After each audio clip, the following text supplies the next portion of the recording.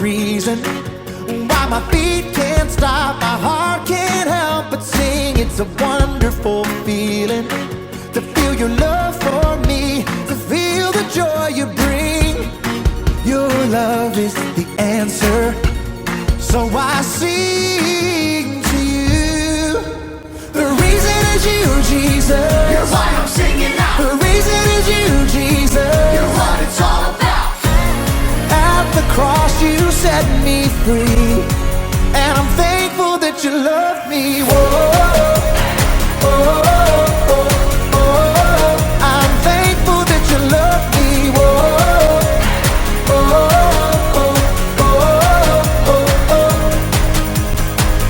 I know the reason why my hands are up, my feet dance down below. It's a wonderful feeling that I belong to you, no matter where I may go.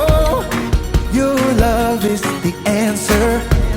So I sing to you. The reason is you, Jesus. You're why I'm singing out. The reason is you, Jesus. You're what it's all about. At the cross you set me free, and I'm thankful that you love me. Whoa, oh, oh, oh. I'm thankful that you love me. Whoa, oh, oh, oh, oh, oh. All right, let's get it. Come on. 1, 2, 3, sing. I can't stop this feeling. Jesus, you're the reason. I never wanna shake this feeling. Jesus, you're the reason. I can't stop this feeling. Jesus, you're the reason. I never wanna shake this feeling. Jesus, you're the reason. The reason is you, Jesus. You're why I'm singing out. The reason is you, Jesus. You're what it's all about. At the cross you set me free, and I'm thankful that you love me. Whoa, oh, oh, oh. So thankful that you love me. Whoa, oh, oh, oh, oh. Come on, come on. I can't stop this feeling. Jesus, you're the reason. Let's go. I never wanna shake this feeling. Jesus, you're the reason. Come on. I can't stop this feeling. Jesus, you're the reason. Come on. I never wanna shake this feeling. Jesus, you're the reason.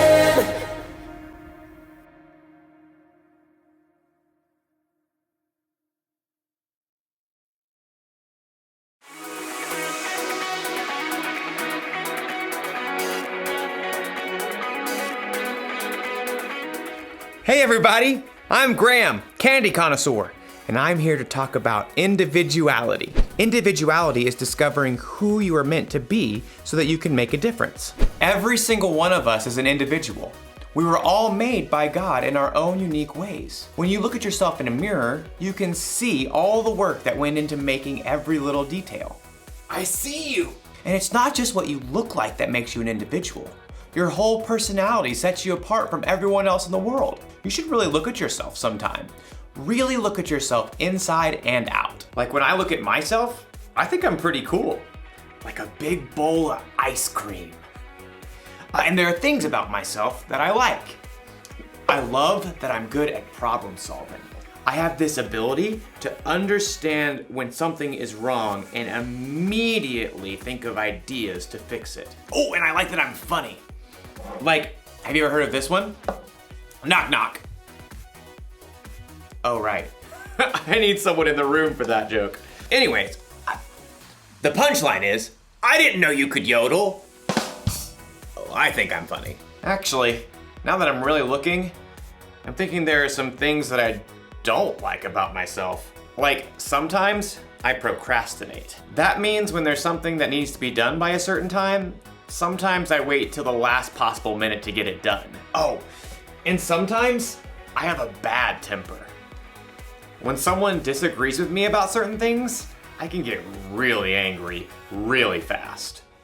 And sometimes, not all the time, but sometimes I can be really selfish.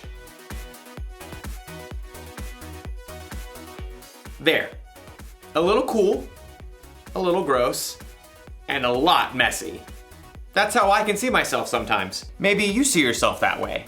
Well, after today's story, you might discover that there's a whole new way to see yourself.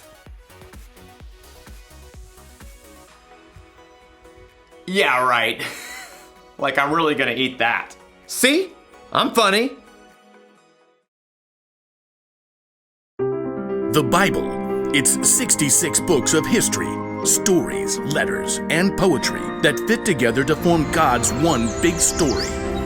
The epic adventure of how He created us and loves us so much that He made a way to rescue us. As we travel through the Bible, from Genesis to Revelation, we discover people who met God, and found their lives changed forever.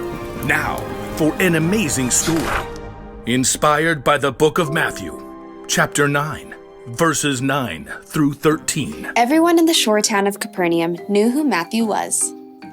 You may also call me Levi. But few people actually liked him. Well, that's rude. Truth is, Matthew had put himself in an awkward situation. He was Jewish, like his relatives and friends, but he chose to work for the hated Roman government. Just trying to make a living. Matthew was a tax collector for the Romans, and tax collectors were known to lie about the amount of money people owed. 5 gold pieces. But it was only 3 last year. 5, and not a shekel less. After collecting money, the tax collectors would keep the extra for themselves. Many of them grew rich by robbing the poorest people in their towns. In fact, tax collectors and sinners were considered to be the same thing. Hey, I work hard. But no matter how hard Matthew tried to polish his own image, deep down, he knew how others saw him. He heard their whispers as he crossed to the other side of the street to pass his booth. I do not know how that man sleeps at night. He's the worst, doing the Romans' dirty work. But one day, the crowds of Capernaum were full of different news. Did you hear about Jesus of Nazareth? The rabbi? He's not only a teacher. This morning, he made a lame man walk. That's just talk. My son was there. He saw it with his own eyes. The whole city was ablaze with the story, and even Matthew, who was tucked away in his tax collector's booth, was fascinated. Maybe the man just had a limp or something? Oh no, this Jesus has real power. He cares about people. Well, maybe. Anyhow, you owe 3 gold pieces. 3? How are we supposed to eat for the rest of the season? Take it up with the governor. I'm just doing my job. I bet Jesus would have something to say to you. Next. Within a short time, the market became even more crowded. Jesus! Jesus is coming this way! From his booth, Matthew craned to see. Though he was curious, deep down, he had to admit that no rabbi would have kind words for him. I'm a fool. Even my own people hate me. Suddenly, the crowds parted. Just down the street, Matthew could see a tall man with a rugged face and piercing eyes. A group of common fishermen followed at his heels.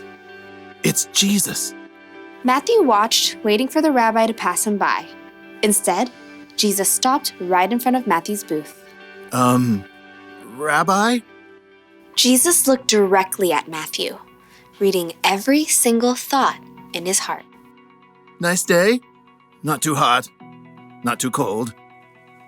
Jesus kept his gaze fixed directly on Matthew's face. Come, follow me. Shocked, Matthew looked around. The crowd has fallen away. Who? Me? Jesus nodded. Matthew gaped. He had no doubt in his mind that Jesus knew every single thing about him, even everything he'd done wrong. But still, Jesus wanted Matthew to join him. Oh, well, yes. Matthew found himself leaping up from his seat and rushing out of his booth to join Jesus on the street. It's, nearly dinner time. Would you like to eat at my house? To Matthew's amazement, Jesus and his followers turned their steps towards Matthew's home. Quickly, Matthew sent out word to everyone he knew. Come to my house for dinner. Matthew, who had expected to eat alone, found himself hosting the most famous rabbi in town for dinner, along with a ragtag group of fishermen, tax collectors, and other outcasts. Jesus doesn't care what I've done. He thinks I can be better, that I'm worthy to follow him. But while Matthew rejoiced to discover his brand new identity, the city's religious leaders were horrified by what Jesus had done. They sidled up to Jesus' disciples. Why does your teacher eat with tax collectors and sinners? You know, that's a great question. Jesus overheard the religious leaders and answered the question himself. Those who are healthy don't need a doctor. Sick people do. I have not come to get those who think they are right with God to follow me. I have come to get sinners to follow me. Preposterous. From then on, Matthew followed Jesus everywhere. With his own eyes, He had seen more of the things that Jesus had done than nearly anyone else. Near the end of his life, he wrote down all the stories he had witnessed and gathered so that others too could know Jesus.